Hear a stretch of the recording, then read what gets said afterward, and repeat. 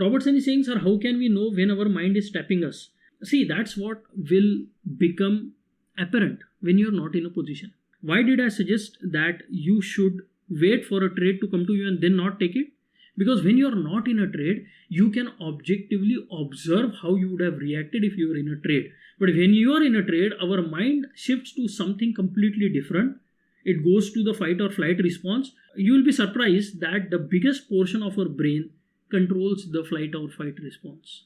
And the small prefrontal cortex that we have here handles all this complicated decision making. So you cannot handle that much power surge that happens in our brain when you are in a position and it is going wrong.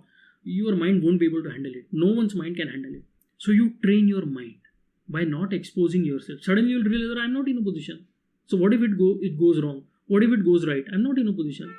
Let me observe my emotions here. Okay, market has gone 50 points in my favor. How am I feeling? Okay, market has immediately gone and hit my stop loss. Okay, how am I feeling? This can only happen when you are not in a trade.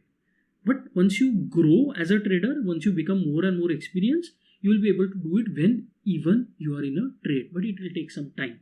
And then the trading becomes really, really fun. But for that, you have to pay the ticket price. So do it without taking a trade and you will find answer to that question.